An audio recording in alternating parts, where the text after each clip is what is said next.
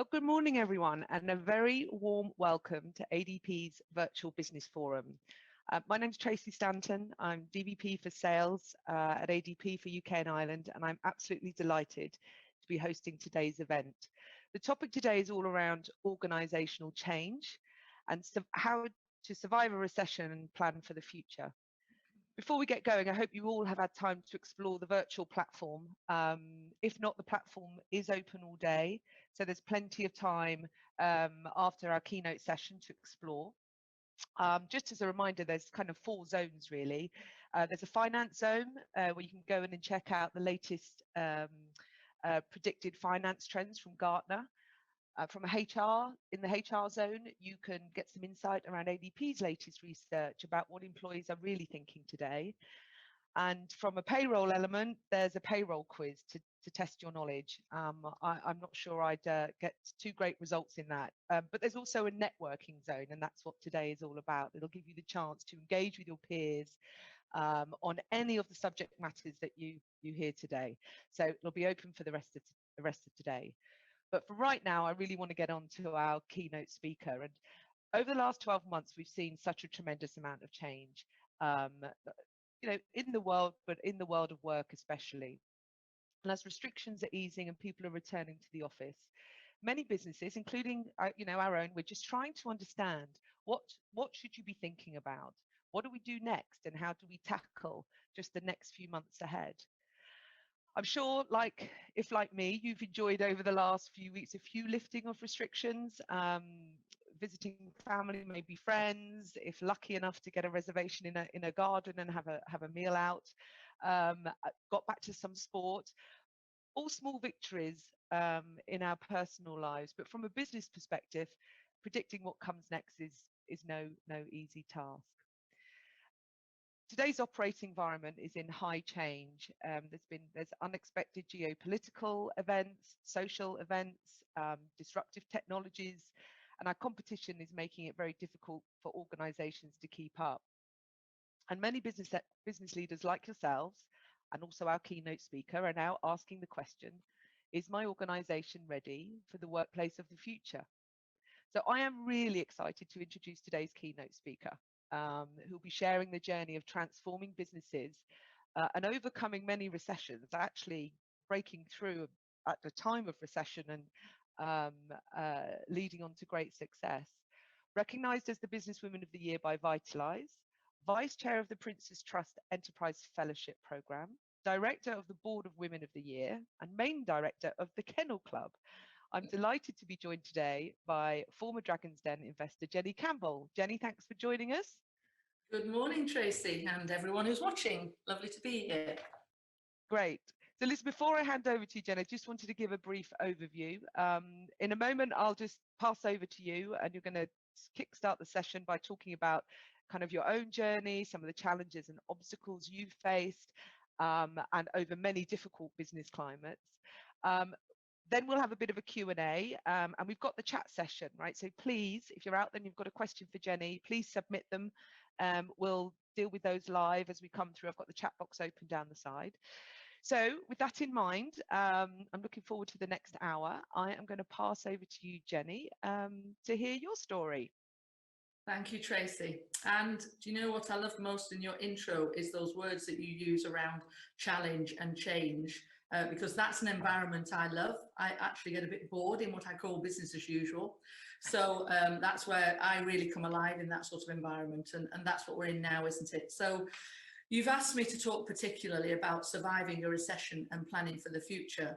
And my experience of surviving a recession, although I might rename it in a moment, was the opportunity to buy a subsidiary business out of RBS because of the global financial crisis, which led to a recession in 2008, 2010. So that was my experience 10, 12 years ago, of which I feel I gained a lot of scars on the back and lots of experience, and actually can now help my son, who's in the hospitality industry, take a lot of that experience through now into his business as well.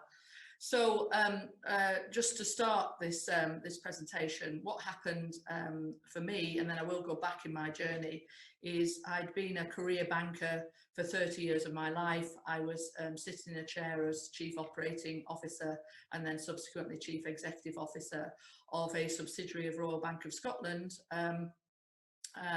in 2008 when the global financial recession came, and I'd been in that business a couple of years doing some turnaround work, and then I thought around about 2008 time that I'd be going back to my ivory tower, as I called it, for my next senior executive role. But along came the global financial crisis, and all of a sudden this small subsidiary business that RBS had bought in 2004 was no longer core, it was non-core. In fact, we as a business were moved into a non-core division, which made me feel really important. Not. And I was asked by my bosses to sell the business because it was non-core. And I had no experience of selling a business. But I engaged accountants and lawyers and said, look, we need to sell this business on RBS. On behalf of RBS, can you help me with this, please? And I actually spent about a year trying to sell the business and going through that corporate M&A process. But about a year in, there had been some suitors for the business. Most of them were competitors in the UK, but it hadn't led to an offer that RBS was willing to accept. And about a year in, I had a bit of a light bulb moment, helped by my finance director then, who said, Jenny, why don't we buy this business? And I think I probably blinked at him and thought, that's a really great idea. But I immediately felt disloyal to my 30 years with my bankers, RBS and NatWest before that. But it sounded very exciting. And as I say, I do like excitement and pace of change and all of that sort of thing. So, and I also was looking out at my staff beyond my office, about 150 of them at the time, and thinking, do you know what, we've already put 2 to 3 years of good investment into this business. We'd had the mothership of RBS supporting us both financially and with good corporate processes, etc. So we'd really tidied up the business. And we'd come from a place of losing a lot of money to more or less breaking even. And I looked at all the people outside and thought, if we sell this business to a competitor, it's literally going to be absorbed into something 100 miles away. You're all going to be out of work. You've been working here 10 years. And I loved this business as well. I loved the fact that I could touch it end to end, as I put it. I could walk out to the sales and marketing team and then round the corner to the operations team and downstairs to the finance team and into the back room to the technology team, and we could just twiddle knobs and do things in this small business that was turning over 40 million a year in 2 countries, but we could make a big difference just within that environment. And when you've come from a big global ship like RBS and NatWest before that, it feels really tangible as well. So I started the process of buying the business, and I could probably talk for 45 minutes, an hour, and all of this, and I do want to go back to how I got to that place as well. But we did eventually buy the business in 2010. We'd started the process, about a year before, and we'd been trying to sell it for a year before that. And I remember my boss saying to me on the day that we signed on the dotted line and floated away, he said to me, Jenny, what do you think got you over the line? Because it wasn't 18 months of, was it happening? Was it not happening? I'd mortgaged my house to put my financial contribution into the business. And at one point it wasn't going to happen, So, and I just said to him, I said, Ron, it was all about patience, perseverance, and resilience throughout. And there's lots of stories I can tell just about that 2-year period. But I think, and one of the strong feelings I had as we floated away from that mothership on the 1st of October 2010 was I really felt that the mothership had floated away and the umbilical cord had been cut. I really felt quite at that time a real responsibility on my shoulders, because I'd had 30 years of being paid on the 18th of the month, whether I turned up to work or not. I always did, by the way. I never had a sickness record, of course. But now on the 18th of October 2016, I had to make sure we had £250,000 in the bank to pay those staff. And I remember going through the migration, if you like, out of RBS and onto being independent, one of the lines I kept saying is, we are going to be able to pay the staff on the 18th, aren't we? And I didn't just mean monetary wise, I meant process wise. I said the one thing that we have to get right is making sure the staff are paid on the 18th, and then we'll all breathe a sigh of relief. So you know, that opportunity wouldn't have come for me but for the global financial crisis and the recession. That business would never have come for sale, and I would have never had the opportunity to buy it as a management team and then exit it in 2016. So, you know, I would change your title from surviving a recession to finding the opportunities in a recession. And they are absolutely there, and I'll come back to how my son is capitalizing on this in the hospitality industry as well. But I think if I go to the second half of your title, which is planning for the future, I always say when I'm doing my keynote speeches that you know, your future is rooted in where you've come from to where you're going. So first of all, I do believe that you're a product of your childhood, first and foremost. When you come into that workplace, you are that product of your childhood. And I always say, you know, take the best bits from that, and everybody's got a few bad bits, just leave those behind, just leave them behind. My childhood was spent between two brothers, one older, one younger. We spent most of it running around the garden and hanging out of trees. I don't believe I ever owned a Barbie doll. And so I went to scouts and guides and, you know, camping and all of that sort of thing. So a bit of a tomboy, but I think it gave me a lot of confidence as well. We were encouraged to play musical instruments, to work hard for your exams, etc. So I was pretty focused. And I came into, I started work at NatWest at the age of 16. That was kind of probably my first bold step, even though I didn't see it as that at the time. But when I'm asked, oh, you left school at 16, I say, well, yes, I did, but it wasn't the plan. You know, I was at an all girls private school. I was expected to go to university. I thought I wanted to be a vet. But I'd actually been working in a corner shop since the age of 13, selling sweets and newspapers and dealing with customers and cashing up at the end of the day, and you know, working all day Saturday, half of Sunday, and having money in my pocket. So I was already pretty confident and independent by the time I was 16. And then I went to do a Works Week experience at the local NatWest branch because it was required to by the school. And it was only meant to be that. But during that week, I had one of my light bulb moments, and I thought, I really like working here. I like working with these sort of more mature people. Why am I doing 2 more years education? I could just start work now. That wasn't a particularly easy conversation with my father. You know, he said, well, you know, I thought you were going to do to 18 and then university, etc.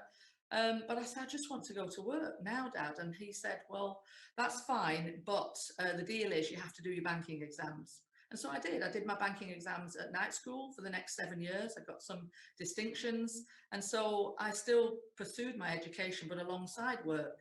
And then what I found was that by the time I was 23 with my banking exams and having climbed the ladder to a degree locally in banking, there was university graduates coming into the bank with, you know, fast track careers at that point. But I had 7 years experience, and I could answer any customer inquiry that was set to me, from the basics of where's my statement to, you know, I want to borrow some money. I'd had 7 years by then. So, and you could see how raw the university graduates were, having never done a day's work at that point. So I think I've already felt that confidence, and to quick step through that 30-year career, I have sort of stories that resonate with me when I was 25, 35 and 45 that I think made that thing happen in 2008. And that was at 25, 26, I received a letter from what was called personnel in those days, but HR these days. And I just received a letter on my desk one day that said, "Dear Jenny, we've assessed your career prospects and we've awarded you a grade B for your career prospects." And I remember thinking at the time, well, nobody's spoken to me about this. What does a B mean? And I'm damn sure there's an A before a B, so where's that? And that's the sort of thing that, you know, makes you start to question and challenge things. And I asked my colleague across the desk who was doing exactly the same job as me, called Tim, except he was working for the junior manager and I was working for the senior manager. And I said, Tim, have you got one of these letters? Yes. And what grade have you got? Well, you know what grade he had. He had a grade A. And, you know, it makes you grit your teeth at 26 and ask why. So I then spent about 18 months challenging HR carefully and appropriately. I always say that, you know, I don't, do things in a confrontational way. I think carefully about how to get the outcome that I want. And 18 months later, I did get that A grade after discussion and challenge and so on. And the reason that was so important was when I looked at what these A's and B's meant, the bank was trying in its own way to help ladies who were pursuing careers but also wanted to have children. It was trying to help them with that by giving you career break schemes. But an A grade meant that they guaranteed you your job back at the same grade, having up to 5 years off. And a B grade said that we'll try to give you your job back at the same grade, having had 5 years off. And that's fundamentally different, completely different. And so I got my A grade, and about 6 months later I was pregnant, of course. And I planned to have 5 years off and so on, but it didn't work out that way for me. I had my first son and I had 18 months off, and that was wonderful. But then I was ready to come back to work before I had the second child. But actually having that A grade meant that after 6 months at home, I asked for 2 days part-time, and the answer was yes immediately, because it was an A grade, not a B grade. So it started to make a difference, and you start to wake up and smell the coffee quite early. So that was my mid-20s, one of those experiences. You know, at this point, I was married and still am married to my husband, who's in the Air Force, and he was moving around the country with his job, and I was asking for moves to follow him, and that was easy as well, especially with an A grade. So I'd moved from, so I've worked around the country in different locations. That gives you a lot of confidence as well. I've worked in different business streams in the bank. I'd got to a place where I'd worked in the Northwest, and then I'd worked in the Southwest, and then I was in East Yorkshire. And when I was in East Yorkshire, I'd started, and I was heading up to my 30s, early 30s. And I started reading a lot more about successful people, and I still read about successful people, and it doesn't matter sort of whether their politics are different to me or anything. I still read their stories. And so during this reading process, I was reading an internal magazine one day, and I read about this senior lady in London who was 10 years older than me, had 2 children, very, very senior. And I thought, oh, you know, gosh, I almost didn't, being a sort of regional girl, provincial girl, I didn't realise this whole world of what went on in London in head office. And this opened my eyes a bit, this lady's story. And I thought, well, I perhaps thought that I might reach area director or regional director, but now I realise there's a whole host of other executive roles in London, and why shouldn't I be aiming there? So I wrote to this lady in London and said, I really enjoyed your story. It really inspired me. You know, thank you for being, you know, telling your story. Crucially, she wrote back to me and said, I'd like to meet you. I did meet with her, and she said to me, Jenny, you need to broaden your strategic horizons.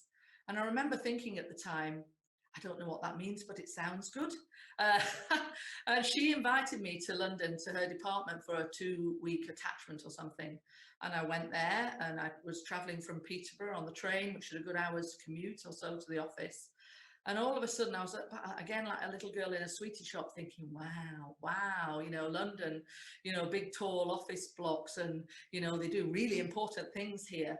And from that experience, she offered me a role in London. And that was a tremendous opportunity. It was on the one side of my head saying, I want to do this. On the other side of my head saying, actually, how do I do this? I've got 2 children under 10 in Peterborough. I've got a husband who's now flying operationally up there, so he's not a Monday to Friday 9 to 5 guy.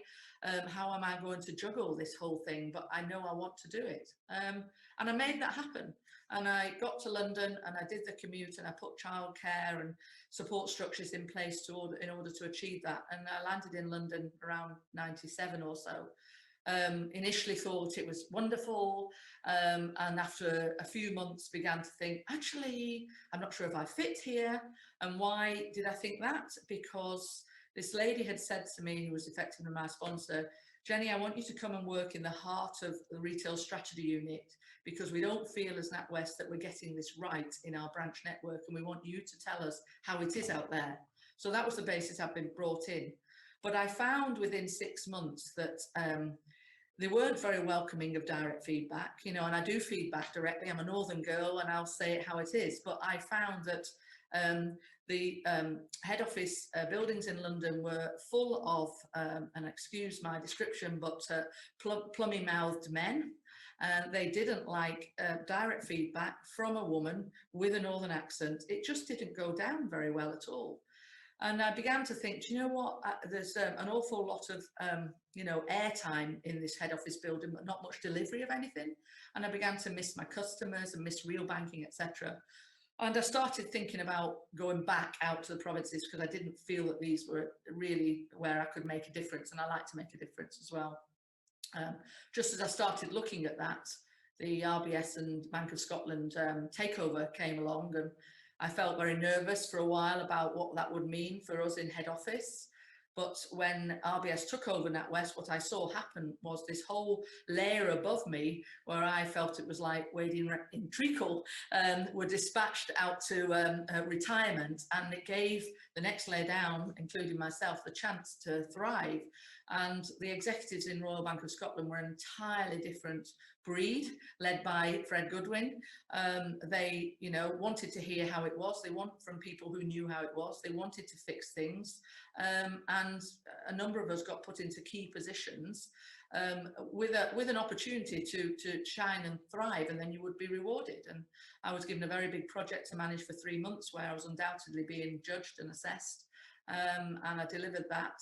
And then I had a really, really exciting 4 or 5 years in head office under RBS reign, putting together the 2 banks in an operation, in a transformation program.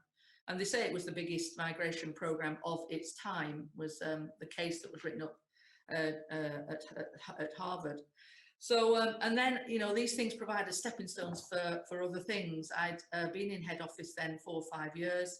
I was beginning to look for, I suppose, the next adrenaline rush, because having put the 2 banks together, I really just didn't want an ordinary job in head office.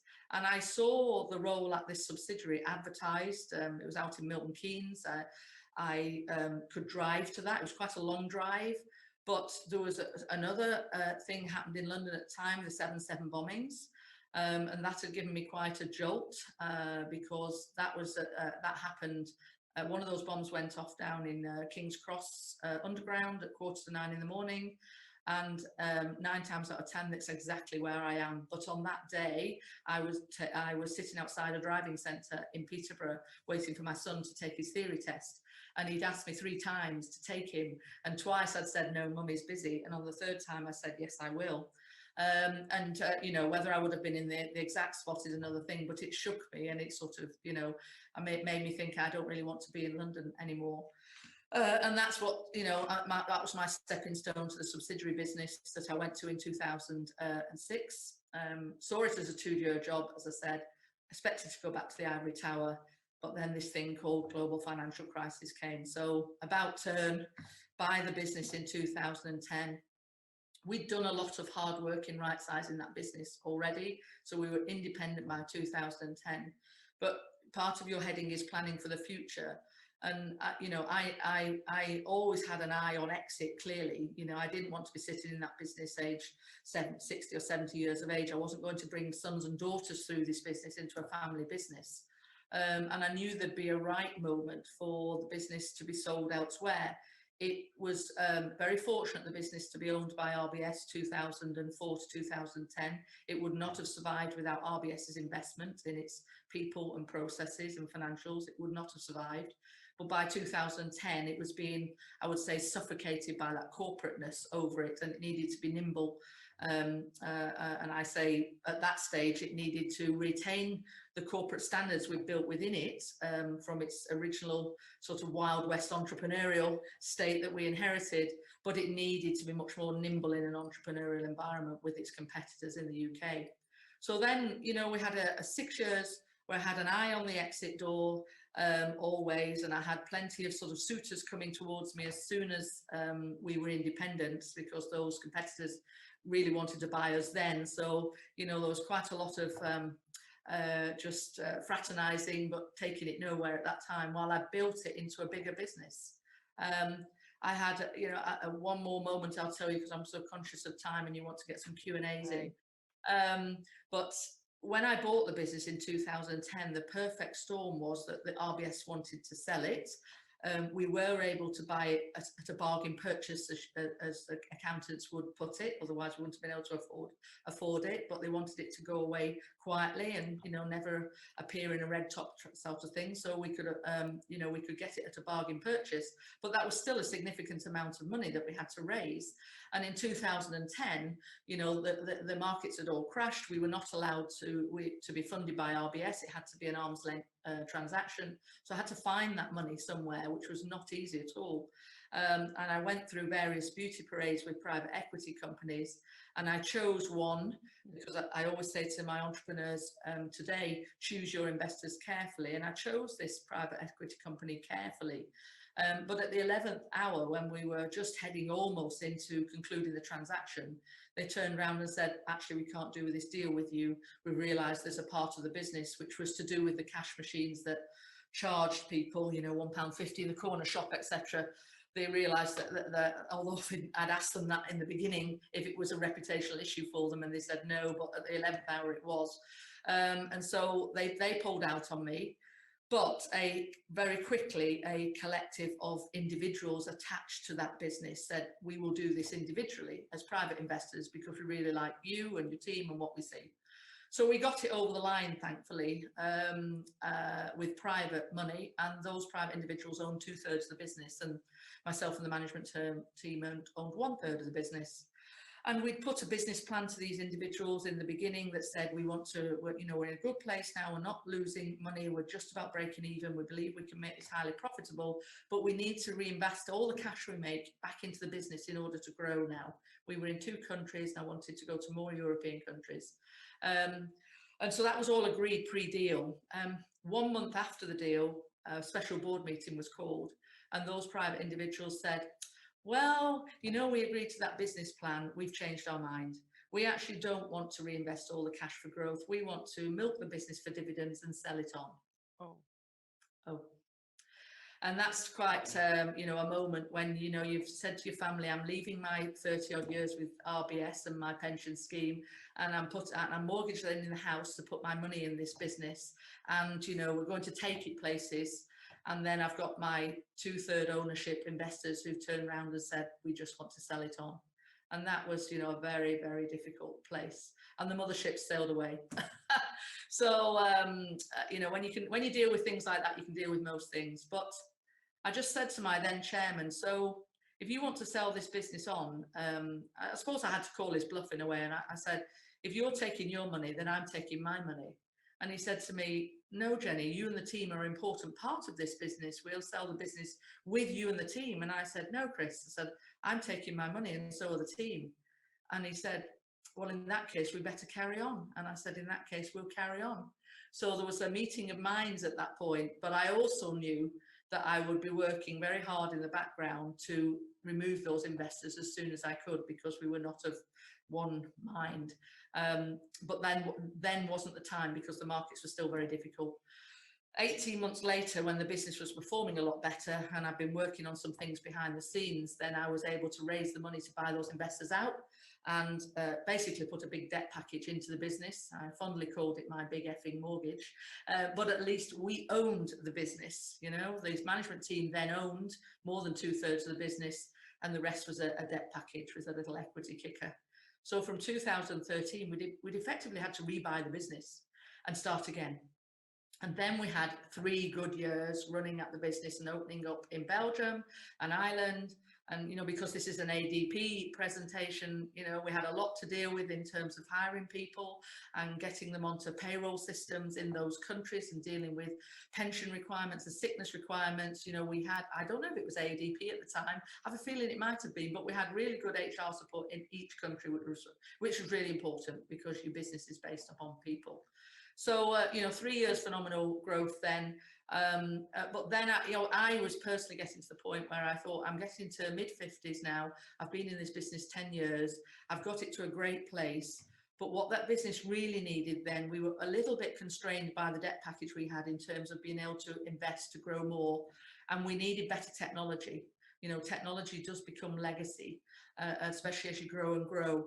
And so I identified a suitor who'd always been around that actually did the same business as we did, but not in my country of the UK. It was mostly based in America. So I knew it wouldn't be a threat to closing the unit that we had there in Milton Keynes. And I knew they could be absorbed into a new mothership, but a mothership that did exactly what they did, and with some very big purse strings because they were quoted on the New York Stock Exchange. So, with not a heavy heart, with a light heart, I could sell this business and it would carry on without me. So I achieved that exit in 2016, and then I thought I might retire, whatever that is, but I only joke about that. Along came Dragon's Den. But I always get the question, how did that happen? And it didn't actually come along. And one of my strap lines is making things happen for yourself. I actually saw an article in the newspaper in January 17 saying that 2 dragons were stepping down. And I've always watched Dragon's Den since 2004. And as soon as I saw it, I thought, I'd love to do that. And I said to my marketing manager at the time, that'll be my seat, won't it? And she said, yes, I'll ring the BBC now. And I said, no, I was only joking. And she said, no, you weren't. So she called them and she got me a screening test. And yes, I had to compete against 7 others, but the producers said, we knew as soon as you walked in the room, it was you. So I did 2 seasons and I came away with, I think I offered on 12, or I handshook on 12. Viewers tend to think that those are done deals. They're not, they're handshakes subject to due diligence. Sometimes the entrepreneurs walk away on the other side because they've had their advertising moment of glory, or they don't actually like the deal they agreed to. But I completed on 5 deals. I've sold 2 or 3 of those on now, but I'm very active on my favourite business, Didsbury Gin, because they send me products quite often, so that's quite cool. And then I'm helping, as you said in the beginning, I love helping young entrepreneurs on their journey. So I work with the Princess Trust and other entrepreneurial charities.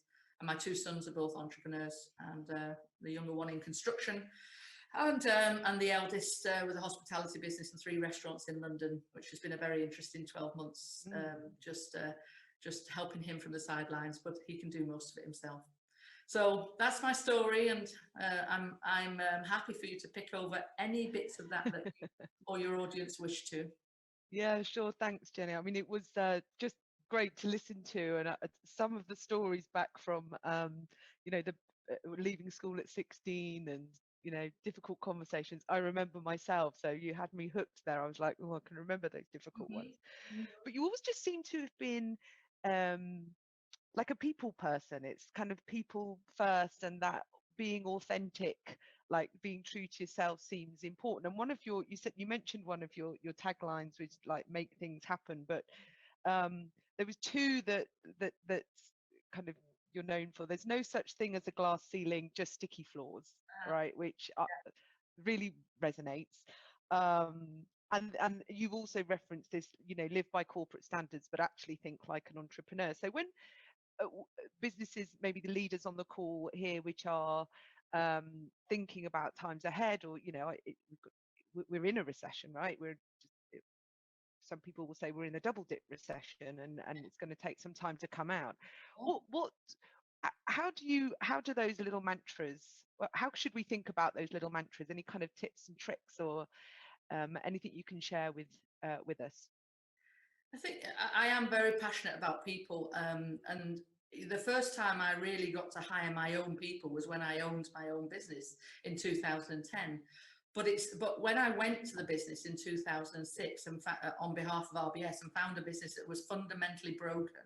And what I mean by that is the phones rang off the hook, the staff didn't necessarily turn up to work. If they did come to work, I'm not sure what sort of a job they did. This was a small core of that people workforce. And it really opened my eyes to working with a different set of people than I've been used to in my more professional environment.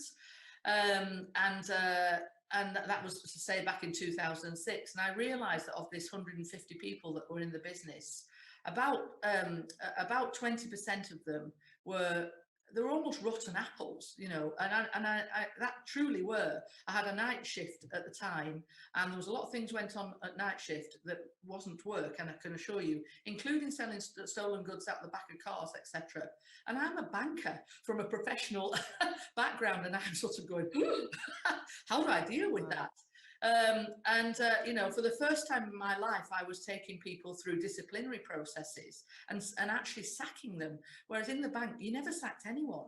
You know, you were constrained by performance reviews one quarter and then another quarter. And by the third quarter, you just moved them to another department or another branch. You never sacked anyone. So I kind of got those scars straight away by realizing that there was a really good heart in this business, but it was being spoilt by these rotten apples. So within 3 months, I actually exited 15 people, and I'd never exited anybody in my life. So that sort of makes you wake up.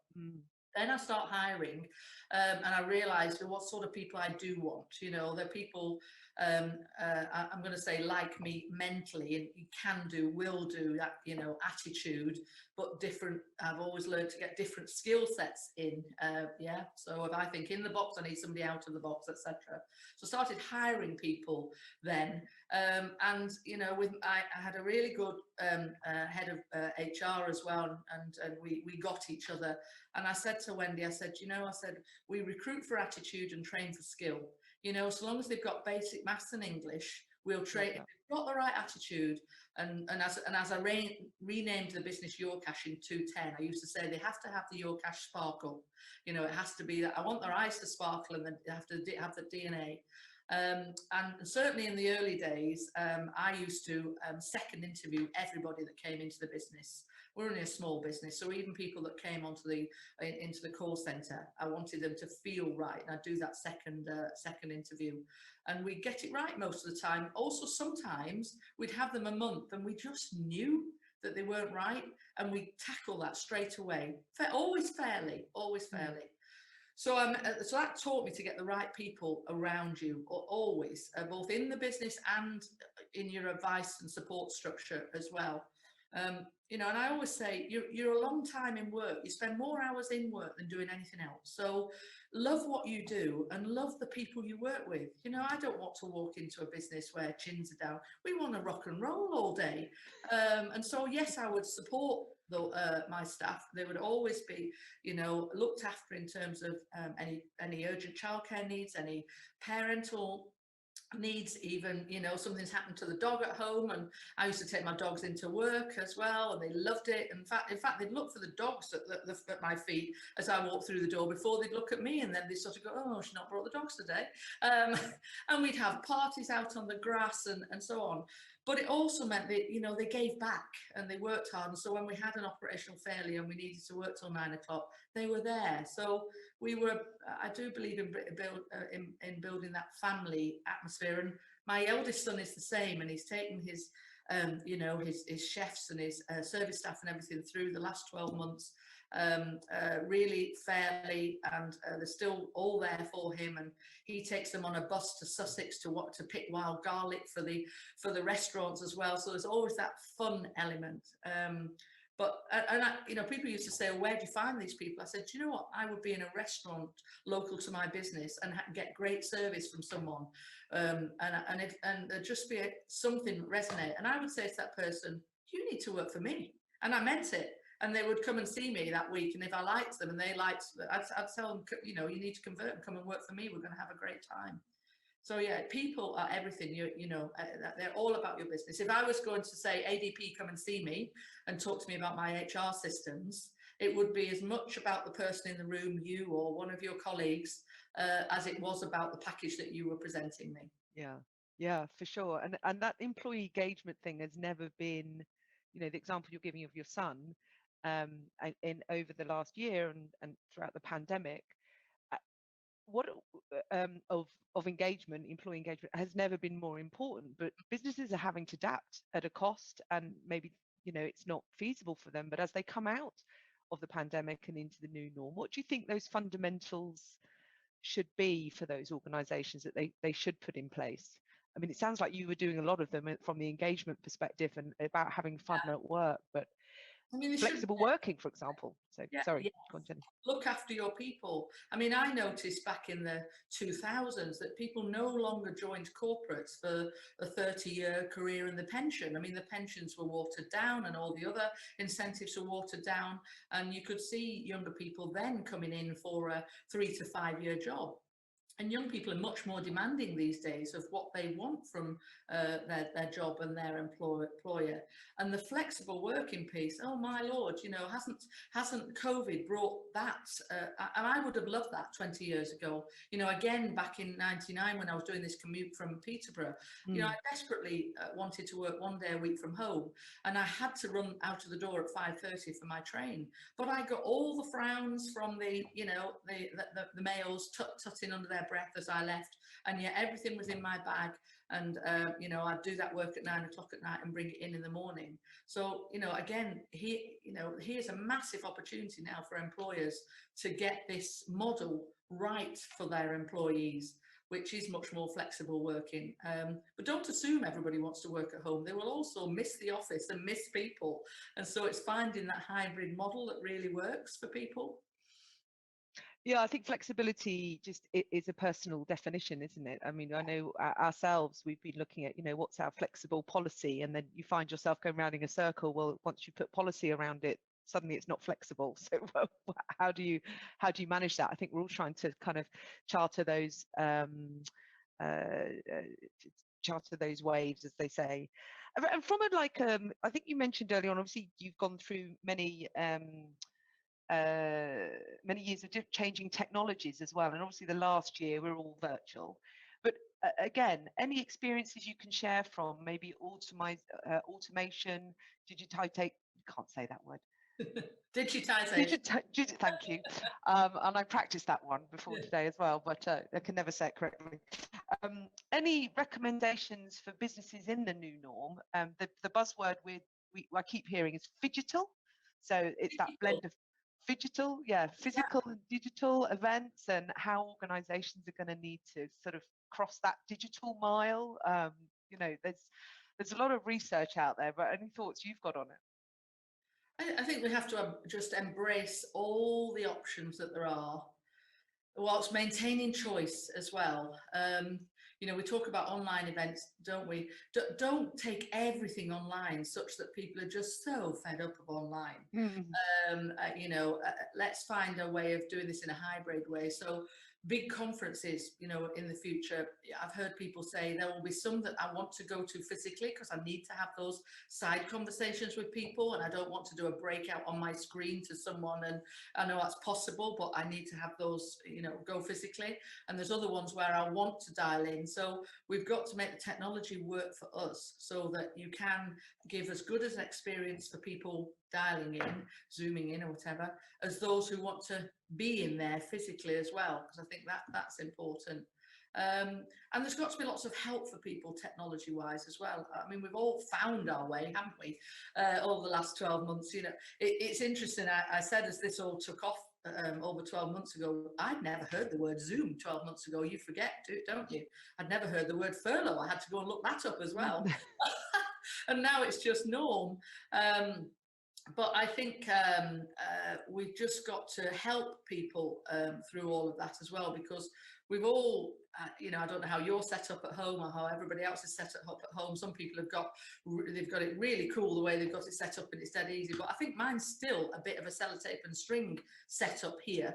And I think corporates are going to have to help people. You know, there's a lot of older people who've really struggled with this. I don't mean old as in 70s up. I mean, you know, the 50s, 60s are sort of struggling a little bit of all getting onto this process. So you've got to help people with that as well.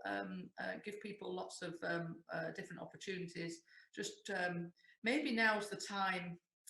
You know, I think these that have came into our lives, you know, and it's all pervasive as well. You know, I said on a conference the other day when I was running my branch in the 80s and had 2 children, sort of under 6 at the time or something like that. When I closed the branch door and went home, my family had me all present because these didn't exist.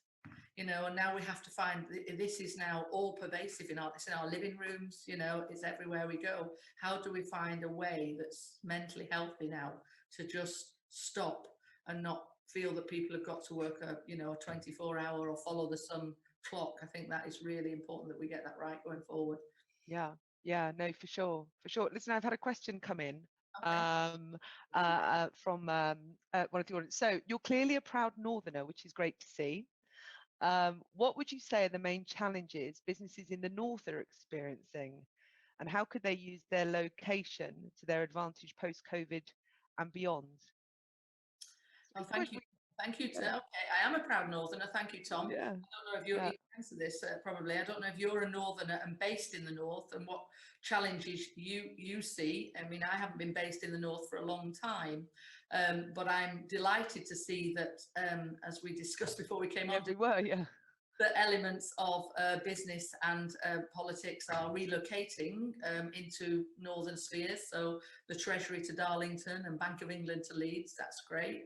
Why do I think that's great? Because it gives chances for those people in those cities to pursue a career in those organisations without having to go to London. The cost of living will be a lot cheaper for those individuals, and cost of hire is a lot cheaper for the businesses or the politics.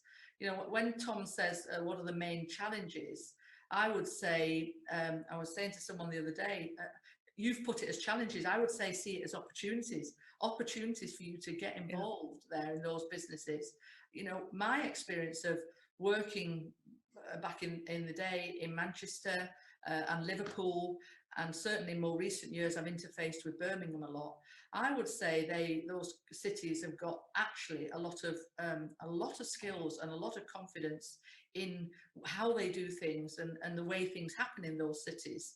It's a much more, so for instance, when I was doing the deal with your Hanco and your cash and treading the streets of Birmingham to the lawyers and the accountants, it was like a big village. And so you met people in coffee shops and they all knew each other, and it made the transaction work in a more nimble and quicker way than if we were taking taxis between fancy London offices, between lawyers who'd never met each other, etc. So I would say hold on to your DNA from those cities and don't have the big juggernaut, as I used to call it, of RBS of London, come over those cities and slow you down. So hold on to what's made you successful so far.